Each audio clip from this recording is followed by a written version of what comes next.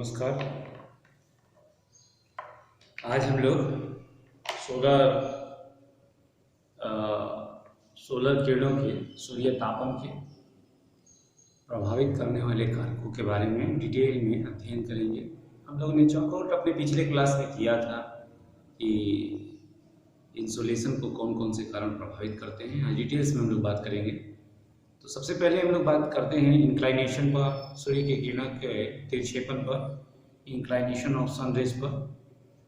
तो उसमें हम देखेंगे कि इक्वेटर पर सन का रेज वर्टिकल पड़ता है, जबकि जैसे जैसे हम लोग टुवार्ड्स पोल जाते हैं, पोल की तरफ जाते हैं, किरणों का तिरछापन बढ़ता जाता है। पिछले वीडियो में भी हम लोगों ने डिस्कस किया था। और जब इंक्लाइनेशन तिरछा होता है यानी न्यून कोण बनते हैं तो उतनी इंटेंसिटी नहीं रहती रोशनी किरणों का, और इंटेंसिटी नहीं रहने के कारण वहाँ तापमान कम होता है। तो ये बात है। जबकि इक्वेटोरियल एरिया में यानी 23 डिग्री नॉर्थ से लेकर 23 डिग्री साउथ में सन 2 टाइम्स वर्टिकल चमकता है, और यही कारण है कि इस एरियाज में ज़्यादा तापमान होता है। तो सूर्य के किरणों का तापमान हम लोग ये पकड़ लिए। ध्रुवों पर, पोल पर विषुवत रेखा का 40% ही तापमान पाया जाता है, यानी इक्वेटर पर जितना टेम्परेचर मिलता है उसका 40% ओनली, 40% यानी 40% temperature only we gets on the polar areas. तो ये बात हम लोग का क्लियर हो गया कि इक्वेटोरियल एरिया में 0 डिग्री के पास वर्टिकल लाइट जाती है और वहाँ पर ज़्यादा इंटेंसिटी ऑफ हीट्स रहता है। नेक्स्ट हम लोग आते हैं सेकंड पॉइंट पर, दिन की अवधि, days of period of days, दिन की जो अवधि है। तो ग्लोब पर आप देखेंगे कि हर जगह दिन की अवधि समान नहीं है, अंतर है। और उसका मुख्य कारण पृथ्वी का बल्ज होना, एक अपना यूनिक शेप जियोड शेप में होना, ये भी है। इंक्लाइनेशन ऑफ एक्सिस है, अक्ष पर वो झुकी हुई है 23.5 डिग्री, एक्सिस पर वो झुकी हुई है। तो ये सब उसके कारण हैं, और यही कारण है कि दिन की अवधि आप देखेंगे अंतर मिलता है हर जगह। 0 डिग्री अक्षांश पर जो इंसोलेशन मिलता है, सूर्यताप मिलता है 100% मिलता है। 20 डिग्री पर 95%, 40 डिग्री पर 79%, 60 डिग्री पर 60 डिग्री लैटिट्यूड्स पर 57%, 90 डिग्री पर 42%, यानी वही 40% अनुभव सन का लाइट पहुंचा। इसी प्रकार से लैटिट्यूड्स का टाइमिंग भी देख लीजिए। दिन की अवधि 0 डिग्री पर 12 घंटे का, 17 डिग्री अक्षांश पर यानी 17 डिग्री अक्षांश पर 30 आवर्स का डेज होता है। 41 डिग्री लैटिट्यूड्स पर 15 आवर्स का, 63 डिग्री पर 20 आवर्स, और 66.5 डिग्री लैटिट्यूड्स पर 24 घंटे का 24 आवर्स का, 67 पर 1 मंथ का, 70 डिग्री पर 4 मंथ का, और इसी प्रकार से 90 डिग्री लैटिट्यूड्स पर 6 मंथ का रहता है। हम लोग पिछले वीडियो में बात किए थे कि जब सूर्य नॉर्दर्न हेमिस्फीयर में जैसे ही इंटर करता है तो नॉर्दर्न हेमिस्फीयर में वो 6 मंथ रहता है, और इस 6 मंथ पीरियड में पोलर एरियाज को लाइट मिलती रहती है, और क्योंकि वो टॉप पे है तो तिरछा किरणें जाती रहती हैं, जिससे 6 महीने का वहाँ दिन होता है। और इसी प्रकार से जब वो साउदर्न हेमिस्फीयर में तो 6 महीने की रात ही रहती है पोलर एरियाज में। तो मेनली जो कॉजेज हैं, अब कथन कारण को थोड़ा सा हम लोग देख लें। पृथ्वी के घूर्णन यानी रोटेशन, परिक्रमण मतलब रिवोल्यूशन, इन्हीं के कारण भूमध्य रेखा को छोड़कर शेष भागों में दिन का अंतर आता रहता है।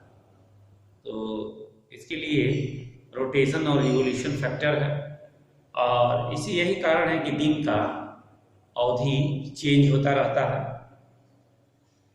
सूर्य के उत्तरायण की स्थिति में भूमध्य रेखा से ध्रुवों की और उत्तरी गोलार्ध में दिन की अवधि बढ़ती जाती है। अगर उत्तरायण रहता है यानी नॉर्दर्न हेमिस्फीयर में रहता है तो दिन की अवधि नॉर्दर्न हेमिस्फीयर में बढ़ जाता है।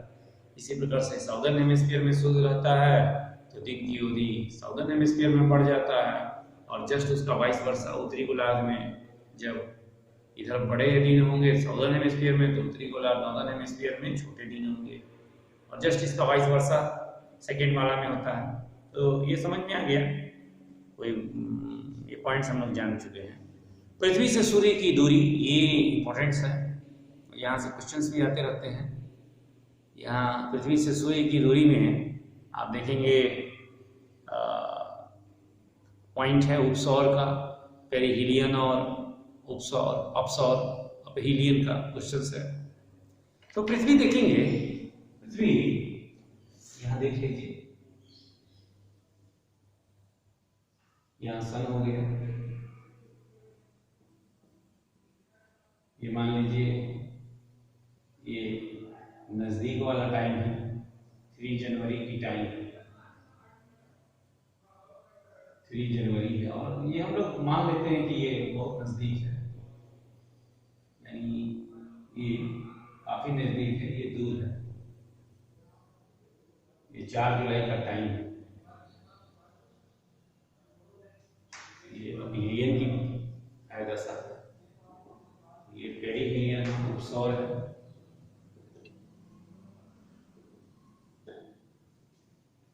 तो ये 147 मिलियन किलोमीटर है, 147 मिलियन किलोमीटर, और ये 152 मिलियन किलोमीटर है। तो ये पॉइंट्स हम लोग देख लिए कि जो नज़दीक वाला स्थिति वो 3 जनवरी को होता है, उस दिन 147 मिलियन किलोमीटर की दूरी रहती है। वहीं दूर वाला अपसौर की स्थिति है, अपीलियन है, जो 4 जुलाई को होती है।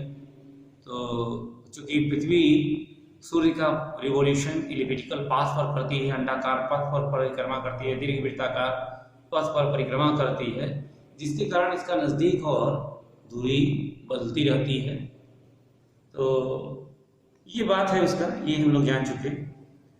नेक्स्ट हम अब देखिएगा इसमें कि 3 जनवरी को सूर्य से पृथ्वी काफ़ी नज़दीक है, नज़दीक होने के साथ गर्मी होना चाहिए, लेकिन उत्तरी गोलार्ध में गर्मी ना रहकर ठंडा का दिन रहता है। इसका कारण यही है कि सन जो है उस समय साउदर्न हेमिस्फीयर में लंबवत चमकता है। तो ये बात हम लोग जान गए। यही कारण है कि यहाँ पर ठंडे का दिन रहता है। लेकिन ये जो विंटर का सीजन होता है, ये जितना विंटर होना चाहिए था उससे कम होता है, 7% कम होता है विंटर। इसका कारण यही है कि वो साउदर्न हेमिस्फीयर में चमक रहा है, नहीं तो 7% और ज़्यादा ठंडा होता है। ऐसे ही गर्मी के दिनों में देखेंगे 4 जुलाई को सूर्य सबसे दूर रहता है, और गर्मी के दिनों में जुलाई के मंथ में नॉर्दर्न हेमिस्फीयर में सूर्य चमकता है। और यहाँ पर भी हम लोग उत्तरी गोलार्ध वाले लाभ की स्थिति में हैं, क्योंकि दूर होने की वजह से हम लोग 7% कम गर्मी पाते हैं। क्योंकि हमारे साइड में रहता है गर्मी का सीजन है, लेकिन यह गर्मी 7% कम होता है। तो ये मेन इसमें आप देखेंगे दूरी, तो ये दिखला दिया कि 3 जनवरी को सबसे निकट है, 4 जुलाई को सबसे दूर है, और दूसरा ये दिखला रहा है कि उत्तरायण और दक्षिणायन किस दिशा में है। तो गर्मी के दिनों में उत्तरायण है, सन नॉर्दर्न हेमिस्फीयर की तरफ है, टुवर्ड नॉर्दर्न पोल है, एंड इन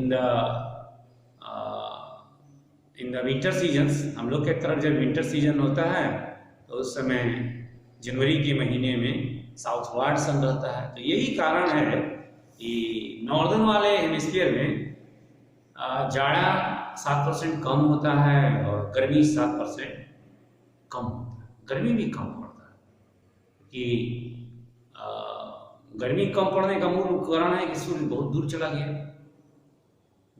गया है, और गर्मी का सीजन है तो दूर चले जाने से गर्मी थोड़ा कम हो जाता है। तो ये पॉइंट से सूर्य से दूरी का भी हम लोग 3 पॉइंट डिस्कस कर लिए मेंस के लिए। चौथा पॉइंट हम लोग देखेंगे सन स्पॉट। सन स्पॉट क्या है? सन स्पॉट ऑटोमेटिकली प्रोसेस है इन द फोटोस्फीयर। फोटोस्फीयर में सन स्पॉट होता है। सन स्पॉट अपने आसपास के एरिया से 1500 degree Celsius 1500 degree Celsius temperature less than from their surrounding. तो जहाँ भी ये डार्क स्पॉट होते हैं, डीप कलर के होते हैं, तो ये शीतल क्षेत्र हैं, कोल्ड एरियाज हैं, फोटोस्फीयर में होते हैं, और ये शीतल क्षेत्र हैं, फोटोस्फीयर में होते हैं, और अपने सराउंडिंग से इनका टेम्परेचर 1500 डिग्री सेल्सियस कम होता है। जो इन सौर कलम का डायमीटर बताया जाता है वो 1600 किलोमीटर तक का होता है, वो छोटा नहीं होता। 1600 किलोमीटर तक इनका डायमीटर होता है। और जो सन स्पॉट का डार्क एरियाज होता है उसको अम्बरा कहते हैं, और उसके चारों तरफ जो लाइटिंग एरिया होता है जिसका टेम्परेचर ज़्यादा है 1500 डिग्री सेल्सियस अम्बरा से, उसको पेनुम्ब्रा कहते हैं। तो पेनुम्ब्रा और अम्बरा ये डार्क स्पॉट से रिलेटेड है। डार्क स्पॉट का जो एरिया होता है वो अम्बरा कहलाता है, और डार्क स्पॉट के बाहर उसके सराउंडिंग वाला लाइटिंग एरिया पेनुम्ब्रा होता है। सौर कलम का जो चक्र है 11 वर्ष में 11 ईयर्स में कंप्लीट होता है। 5 वर्ष माह में इनकी अधिक संख्या हो जाती है। 5 वर्ष में पुनः 5 वर्ष में इनकी संख्या नंबर्स बढ़ती है, और 5 वर्ष में इनकी संख्या 5.5 वर्ष लगभग। तो ये है 5.5 वर्ष में बनते हैं और 5.5 वर्ष में बिगड़ जाते हैं, और इस तरह से इनका चक्र 11 ईयर्स में कंप्लीट हो जाता है। तो ये याद रखिएगा। सौर कलंकियों की संख्या जब घट जाती है, नंबर्स इनके जब घट जाती है, तो सौर की सतह से उत्सर्जन भी कम होता है। अदरवाइज उत्सर्जन ज़्यादा होता है। यानी जब नंबर ऑफ, वैज्ञानिकों का यही बताना है, साइंटिस्टों का, कि जब नंबर ऑफ सन स्पॉट ज़्यादा क्रिएट होता है, ये ऑटोमेटिक प्रोसेस है, तो अर्थ का टेम्परेचर बढ़ जाता है, और जब घट जाते हैं तो टेम्परेचर भी घट जाता है। तो ऐसा 11 वर्ष के चक्र में, साइकिल में, ये सन स्पॉट का इवेंट्स होता है। नेक्स्ट और 5वां पॉइंट पर हम लोग एग्जाम में आते हैं, एग्जाम में लिखने के लिए वायुमंडल का प्रभाव, इफेक्ट ऑफ द एटमॉस्फेयर। और इफेक्ट ऑफ एटमॉस्फेयर में देखेंगे सूर्य का किरण जो होता है पृथ्वी की मोटी चादर को पार कर रहा है, means the sun rays crosses from the thick layer of the atmosphere, and in that passing through this atmosphere some geographical events happen. कुछ भौगोलिक घटनाएं घटती हैं, जैसा कि अल्बिडो, जिसको हिंदी में प्रत्यावर्तन कहते हैं। तो प्रत्यावर्तन के बारे में कर रहे हैं, फिर लाइन से आते जाएंगे। हम लोगों ने चापक तो पहले ही कर लिया था। प्रत्यावर्तन क्या होता है कि किसी भी वस्तु की सतह पर पहुंचने वाले विकिरण का जितने भाग का, जैसे आया सतह पर, और उसका कितना भाग वापस पुनः स्पेस में चला गया, यहाँ अंतरिक्ष में चले जाने का, यानी सन जाएगा, किसी सरफेस से टकराया, और टकरा कर कितना भाग उसका वापस चला गया, ये एल्बिडो होता है। तो एल्बिडो हम लोग समझ गए। स्पेस यहाँ इंपॉर्टेंट बात है, वो जो रिफ्लेक्ट होकर वापस जा रहा है वो सीधे स्पेस में जाना चाहिए। तो इस तरह से एल्बिडो का ये पॉइंट हो गया। पृथ्वी का जो औसत एल्बिडो है 30% है, जो कि 29 से लेकर 34% के बीच में, 29 से 34% के बीच में वैरी करता है। इसी प्रकार से चंद्रमा का एल्बिडो ले लें कि चंद्रमा से कितना एल्बिडो होता है, तो 7%। इसी प्रकार से बुध से 6%, मंगल से आप देखेंगे, मार्स से 16%, शुक्र से 76%, वेनस, शुक्र मीन्स वेनस। इसी प्रकार अन्य ग्रहों का, अदर जो प्लैनेट्स हैं उनका 73 से 94% तक एल्बिडो हो जाता है, अर्थ का 34% है। तो एल्बिडो क्या समझ में आया? एल्बिडो ये है कि किसी भी सरफेस से वो आए, टकरा के वापस सीधे स्पेस में चला जाए, यह एल्बिडो होता है। एल्बिडो का और जैसा देख लीजिए कि विभिन्न प्रकार के सरफेस पर वो डिपेंड करता है, कौन सा सतह है। जैसे स्नो मीन्स हिम से 70 से 90% एल्बिडो हो जाता है, यानी हिम पर जब बर्फ पर सूर्य की रोशनी आती है उसमें 70 से 90% वापस चली जाती है स्पेस में। इसी प्रकार से गहरे बादल से देखेंगे 70 से 80%, पतले बादल थिन लेयर ऑफ क्लाउड से 25% से लेकर, तो 25 से लेकर 50 तक, 25 से लेकर आप वहाँ तक ही 80% तक रिफ्लेक्ट होता है। घास से 14 से 37%, इसी प्रकार से रेत से, सैंड 20 से 30%, ड्राई लैंड से 15 से 25%, तल भूमि से 10%, काली मिट्टी से 8 से 14%, फॉरेस्ट है 5 से 10%, जल से 3 से 5%। ये रिफ्लेक्ट होने का एल्बिडो है। तो यहाँ से प्रीलिम्स के क्वेश्चन आते रहते हैं, तो याद रख लीजिएगा। एक बार मैं फिर से आपको बता दूं कि जल का 3 से 5% है, जंगल से 5 से 10% एल्बिडो हो जाता है, काली मिट्टी से 8 से 14%। इसी प्रकार से तर भूमि जो होता है वेटलैंड से 10%, ड्राई लैंड से 15 से 25%, सैंड से 20 से 30%, और गहरे बादल से 70 से 80%, पतले बादल यानी थिन लेयर ऑफ क्लाउड से 25 से 80% तक, और स्नो से 70 से 90% तक होता है। आइए नेक्स्ट देखते हैं, डिफ्यूजन के बारे में देखते हैं। डिफ्यूजन का मतलब होता है विसरण, या इसको विसरित प्रत्यावर्तन भी कहते हैं। डिफ्यूजन कब होता है?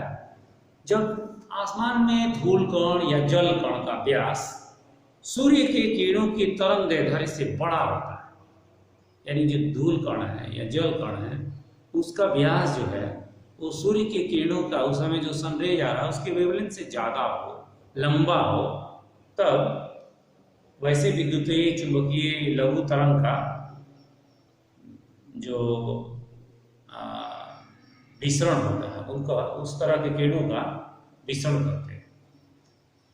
और इससे देखेंगे ये वर्णनात्मक है, यानी चयनात्मक नहीं है, ये वर्णनात्मक है। और इसका मतलब होता है नॉन सेलेक्टिव इंग्लिश में। और इससे ये है कि कलर नहीं अलग अलग हो पाता है, कलर नहीं पहचानी जाती है। और देखेंगे कि सोलर बीम के विभिन्न रंग का अलगाव नहीं हो पाता है, इसमें एक ही तरह का रंग रहता है। पतले बादल तथा कोहरे में छुपा हुआ सूर्य सफेद दिखाई पड़ता है, तो ये कारण आप पूछ दिया जाता है कि क्यों ऐसा होता है, तो इसके लिए डिफ्यूजन ही है। और डिफ्यूजन कब होगा? डिफ्यूजन तभी होता है जब धूल कण या जल कण का व्यास सौरिक तरंगदैर्ध्य से बड़ा होता है, तो ये जान लीजिएगा। इसी प्रकार से विसरित ऊर्जा को आकाश का विसरित नीला प्रकाश या विसरित दीवा प्रकाश भी कहते हैं, डिफ्यूज डे लाइट होता है। डिफ्यूज डे लाइट और थोड़ा सा आपको बता दें, विसरित दीवा प्रकाश और थोड़ा सा ध्यान में रहे। कमरे में देखते हैं कभी कभी सूरज की प्रकाश नहीं आती डायरेक्टली, लेकिन फिर भी कमरे में उजाला रहता है। या हम लोग सुबह और शाम देखेंगे कि सूर्य अभी उदय नहीं हुआ फिर भी सवेरा जैसा दिखने लगता, सुबह जैसा दिखने लगता है। ये डिफ्यूज डे लाइट का ही कमाल है, डिफ्यूज डे लाइट के कारण होता है। इसी को विसरित दीवा प्रकाश कहते हैं। नेक्स्ट पर आ रही अवशोषण क्या होता है? एब्जॉर्प्शन। वायुमंडल में विभिन्न प्रकार की गैसें हैं, वो सूर्य से आने वाली किरणों को अवशोषण कर लेती हैं, और इस प्रकार से 14% किरणों को वो अवशोषित कर लेती हैं। सूर्य गैस जितने भी सनरेज का 14% अमाउंट को वो एब्जॉर्ब कर लेती हैं, और इस तरह से अवशोषण का क्रिया भी एटमॉस्फेयर में हैपन होता है, घटित होता है। प्रकीर्णन देख लीजिए, स्कैटरिंग बड़ी इंपॉर्टेंट है, एग्जाम में आता रहता है। धूल कण तथा गैस कण, इनका व्यास, धूल कण, गैस कण, जल कण, जब इनका व्यास सौरिक तरंग सौरिक विकिरणों के सोलर रेडिएशन के तरंग दैर्ध्य से छोटा होता है, यानी कण यहाँ पर छोटे हैं, तो वैसे स्थिति में प्रकीर्णन होता है। ये चयनात्मक होता है, सेलेक्टिव होता है, इससे रंगों का अलगाव होता है। लॉर्ड रेले ने इसको खोज किया था, जिसके कारण प्रकीर्णन को रेले रेडिएशंस भी कहते हैं या रेले स्कैटरिंग भी कहते हैं। लघु तरंग के किरणों का दीर्घ कण के अपेक्षा अधिक स्कैटरिंग होता है, यानी मान लीजिए कि अल्ट्रावायलेट, ये सब एक्सरे, अल्ट्रावायलेट, ये सब आपका क्या है? लघु तरंग के किरण है, तो इनका ज़्यादा होता है। वैसे ही विकिरण में देखिएगा, वायलेट सबसे छोटा तरंग दैर्ध्य है, उसकी तुलना में रेड सबसे बड़ा है, तो रेड का स्कैटरिंग लेट होता है। इसी के कारण आप देखेंगे सुबह और शाम आकाश में सबसे लेट कलर रेड आता है, तो उसका वेवलेंथ बड़ा है, लेट से आता है, जिससे वही लास्टली हम लोग को दिखता है सुबह और शाम, इसीलिए आकाश आपको लाल भी दिखता है, तो इसका कारण प्रकीर्णन ही है। इसी प्रकार से आकाश में आप देखेंगे दिन में सभी किरणें, दिन में आकाश आपको नीला दिखाई पड़ता है, तो ये भी सब प्रकीर्णन ही है। इसमें भी आप देखेंगे प्रकीर्णन के कारण ही कलर चेंजिंग प्रकीर्णन बहुत इंपॉर्टेंट रखता है। तो लालिमा क्यों होता है तो ये जान लीजिएगा, स्कैटरिंग के चलते होता है। विकिरण की लंबाई अगर मान लीजिए कि जैसे 0.4 माइक्रोमीटर होता है और दूसरे का 0.7 के पास है, तो मेन है कि वही 0.4 माइक्रोमीटर का ज़्यादा पहले रेडिएशन होगा। तो इस तरह से हम लोग का एक क्वेश्चन तैयार हो गया। अब हम लोग उसमें बजट नेक्स्ट वीडियो पढ़ेंगे। ओके।